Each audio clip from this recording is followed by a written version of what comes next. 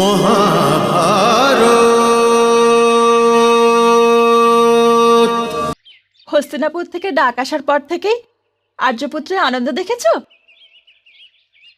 যদি এটা মাতামহীর আদেশ না হতো তবে আর্যপুত্র অবশ্যই থেকে যেতেন মাদ্রি।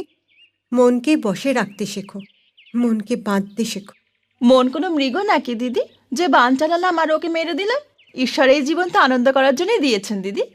কিন্তু আনন্দেরও কিছু নিয়ম থাকে যেন। আর একটা নিয়ম এটা হলো যে মাতামহীর আদেশ পাওয়ার সাথে আমাদের ফেরার জন্য যাত্রা আরম্ভ করে দেওয়া উচিত।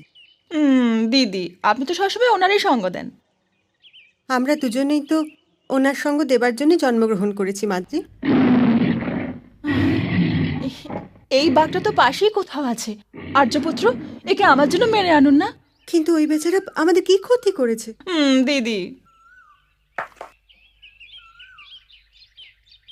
কিন্তু আর্যপুত্র, ভোজন তো করে যান আপনি। ফিরে এসে খেয়ে নেবো।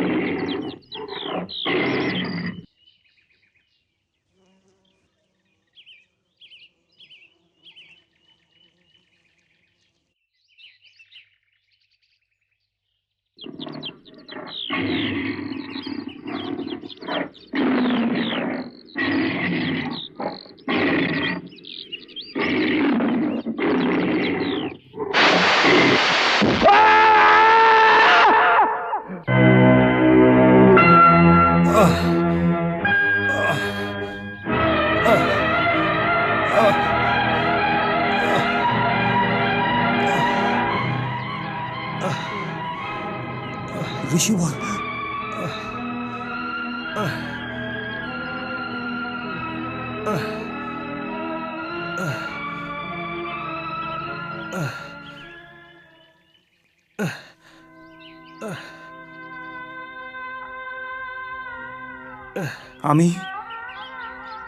আমি তো শব্দভেদী বান চালিয়েছিলাম ঋষিবর, যেটা ধ্বনি থেকে ধ্বনিকে পৃথক করতে পারে না রাজন। তার শব্দভেদী বাণ চালানোর অধিকারই নেই। তুমি তো নিজের অধিকারের সীমারেখা লঙ্ঘন করেছ রাজন। তুমি এর জন্য শাস্তি নিশ্চয়ই পাবে। আমার বংশ রেখা নষ্ট করেছ রাজন। আমি তোমাকে এই অভিশাপ দিলাম, তুমি যেক্ষণে তোমার স্ত্রীর সাথে তোমার সঙ্গম হবে সেই মুহূর্তই তোমার অন্তিম মুহূর্ত হবে। না ঋষিবর, না।